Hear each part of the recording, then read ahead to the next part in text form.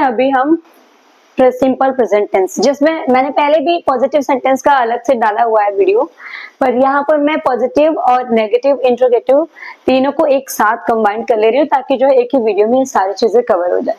ठीक है, यहाँ पर मैंने मेंशन किया हुआ सिंपल प्रेजेंट टेंस का पॉजिटिव एंड नेगेटिव।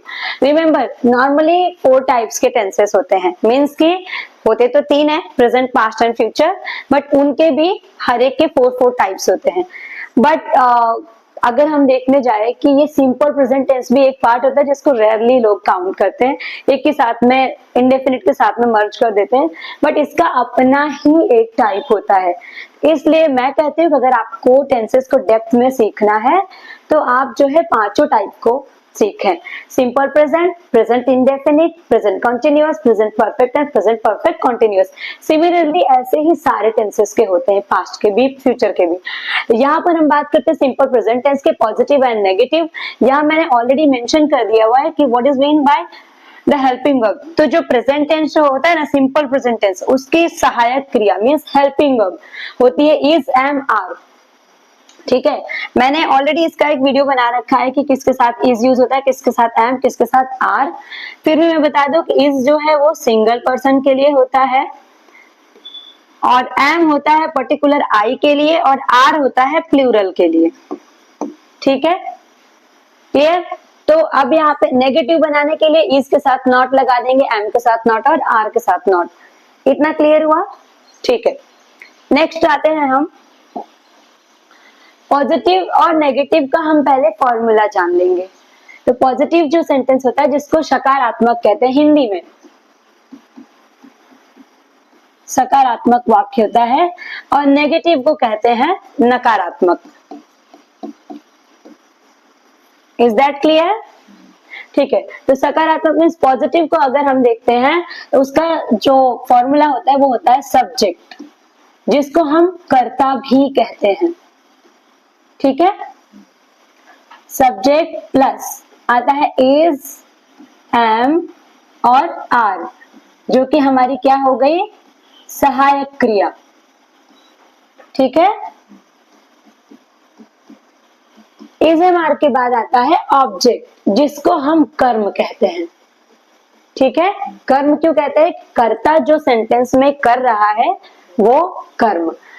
फिर आता है इसके बाद अदर, अगर वाक्य में अदर कोई चीज दी हुई है तो। फिर उसके बाद आता है सिंपली फुल स्टॉप। ठीक है, याद रखना चाहिए कि पॉजिटिव सेंटेंस में सब्जेक्ट से शुरुआत होती है और एंड उसका फुल स्टॉप पे होता है। नेगेटिव में भी वही होता है, लेकिन नेगेटिव में नॉट वर्ड मतलब नहीं वर्ड, नकारात्मक वर्ड आपको मिलेगा। तो ये फॉर्मूला क्लियर हुआ आपको? अगर आपको एक बार ये फॉर्मूला क्लियर हो जाए तो सेंटेंस फॉर्मेशन में बिल्कुल भी प्रॉब्लम नहीं होगी।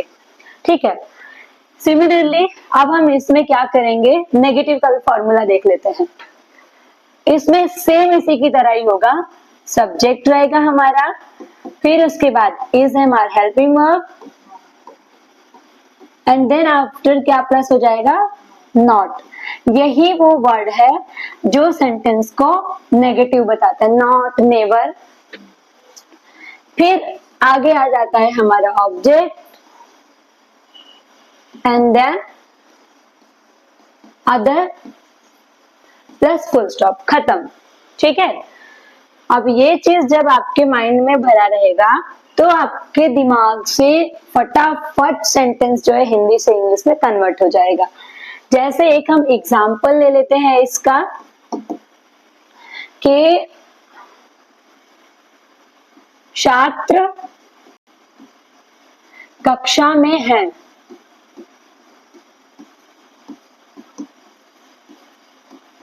ठीक है, तो है से पता चल रहा है कि एक छात्र नहीं है, एक से ज्यादा है ना।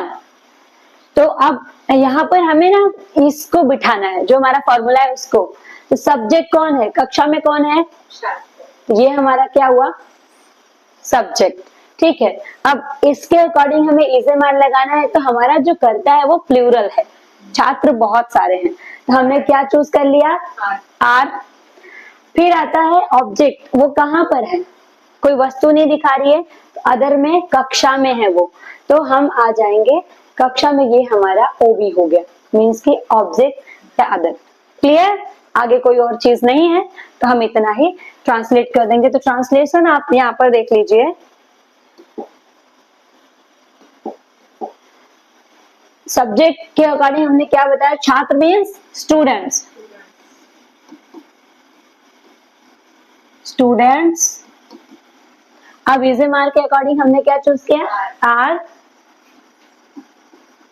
फिर क्लास में मीन्स इन, तो इन द क्यों लगा, ये आर्टिकल का अपना एक रूल होता है, पर्टिकुलर क्लास को पॉइंट आउट किया जा रहा है। तो अगर आपको आर्टिकल ए एंड द के बारे में जानना है तो इस पर भी मैंने ऑलरेडी वीडियो डाला हुआ है। Is it clear? छात्र कक्षा में है, students are in the class. Similarly अगर हम एक और एग्जांपल ले लें कि मम्मी रसोई में है, ठीक है, नहीं रसोई में तो, या फिर बच्चे, या फिर मेरी बहन, ठीक है, ये बहन का कोई नाम ले लीजिए, जैसे राधा। राधा किचन में है या दरवाजे के पीछे, चलो मैं के अलावा दूसरा बता देती हूँ। तो राधा दरवाजे के पीछे है, ठीक है। अब हमारे सब्जेक्ट कौन है, दरवाजे के पीछे कौन है, राधा। तो ये हमारा हो गया सब्जेक्ट। अब इसको जब हम ट्रांसलेट करने बैठेंगे तो सबसे पहले आ गई हमारी सब्जेक्ट राधा, राधा सिंगुलर है, देन इज। अब दरवाजे के पीछे, पीछे को क्या कहते हैं, बिहाइंड, ठीक है, ये इट्स अ प्रेपोजिशन। तो Radha is behind the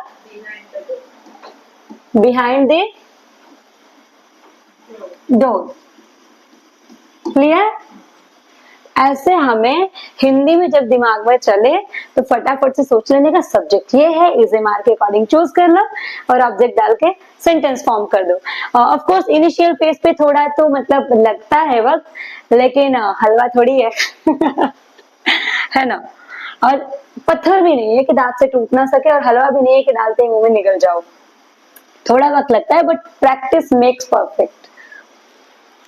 negative में हम आते हैं, सेम वही करना है, सिर्फ आपको यही सेंटेंस हम ले लेते हैं यहाँ पे एग्जांपल के तौर पे कि छात्र कक्षा में है, तो हमने छात्र कक्षा में नहीं है अगर कर दिया, जैसे कि छात्र की जगह शिक्षक ले लो, ठीक है, शिक्षक कक्षा में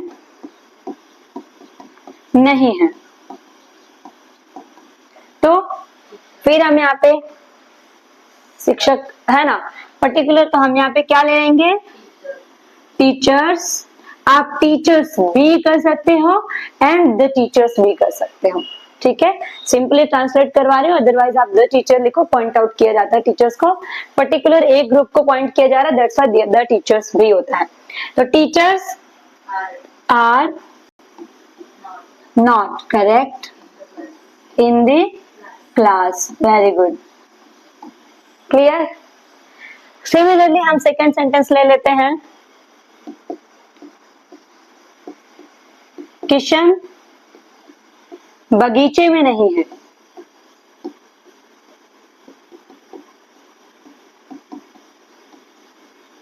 तो किशन एक पर्सन है,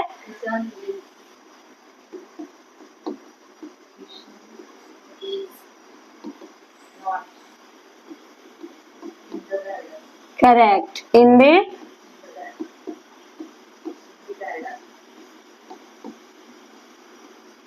करेक्ट, राइट।